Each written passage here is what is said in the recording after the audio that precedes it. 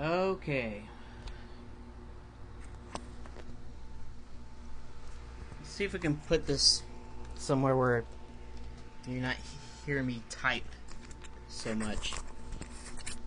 I start clicking those buttons, you could actually... Sorry about the sound. Okay, so basically, what did I do? I made it so that the sprite actually displays under the cursor. I added a border around the actual selector box, and I made the actual cursor here, that little bright red box, smaller than it was. Now, if you notice here, the entity's bounding box is actually being displayed here behind the actual sprite. So this is the actual thing that's going to be colliding with stuff, and the sprite's just your sprite. Now the thing that I've added here is a couple of extra properties. Attach point. This is the point that you put the sprite onto the entity. In other words, if it's the middle, like this is the almost. Actually, it's not the middle. I forgot why I did that. But basically, see, you can change this like that.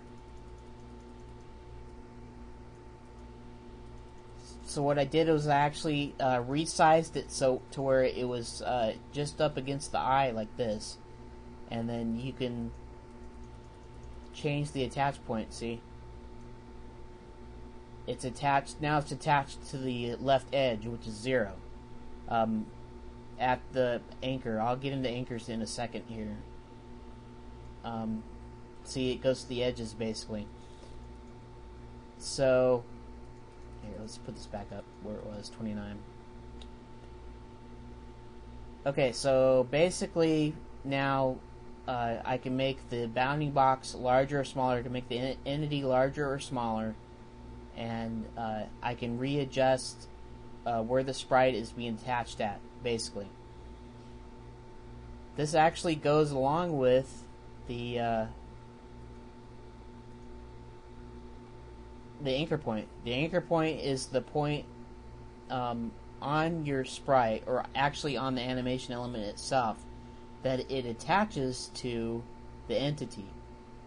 So 36 and 36, it's like a pin in the middle of the actual graphic image, of the actual frame of animation.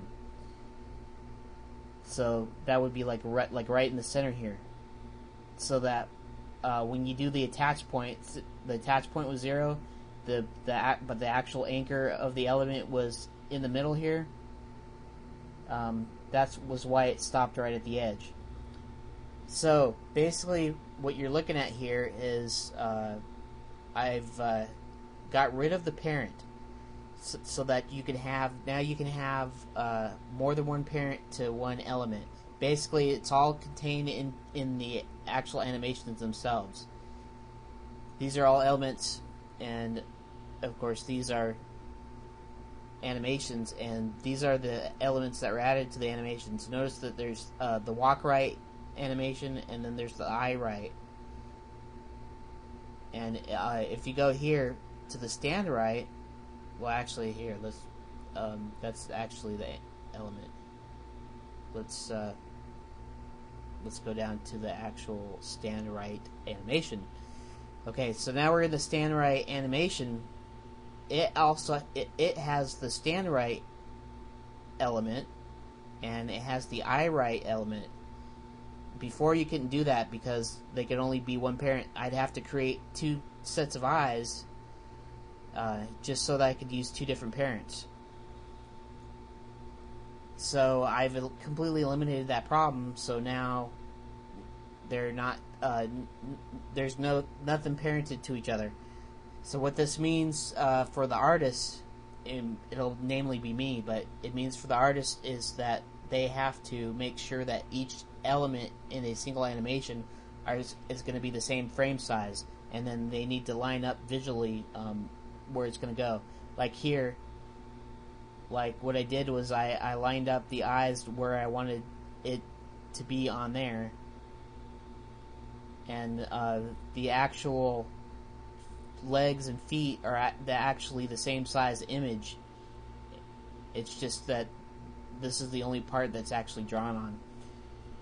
So basically I solved that parent-child dealing, and now because I can have different sized bounding box and all that stuff, now I can go right up to the edge. See, his eyes go right up to the edge. That's because the sprite is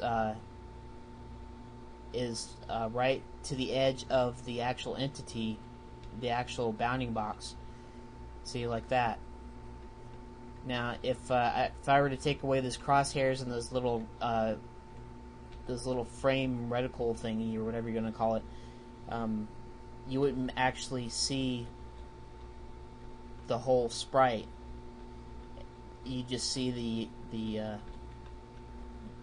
just see the character, and you'd never know the difference. So that's basically pretty much all I did. I added a standing animation by taking one of the frames of the animation element, or I created an animation element of using the same image as the walk image, and just taking one frame out of it and make it into its own element, and attach the eyes to it, so that now he doesn't keep walking, he doesn't keep animating when you stop. See, now he's stopped, right? Anyways, I hope to be making a game with this pretty soon. I figure I still have another week's worth of, or 2 weeks worth of work before this is ready for use, because I gotta the entity tab is not really doing that much. There's not really much on there. So because I have a deal to add entities to the map down here, I can just shorten this, and I can add those property buttons and the new and delete buttons here, and I can get rid of the entity tab entirely, and then I'll add a project tab, which will allow you to add different levels to, or different maps, or basically you have one map per level, but you can add different levels to a project, and then of course the only entities that show up on the map are those that were added to the map. So that's pretty fun. Hopefully I'll be able to make a game here. I hope to be doing it by my birthday. I've got several projects going on here at home that I want to finish and stuff before getting into some of this other stuff, some of this learning stuff. So I'm trying to finish this up all by my birthday, and then starting my birthday I'll actually be really working on the game. Well, thanks for watching, and see you next time.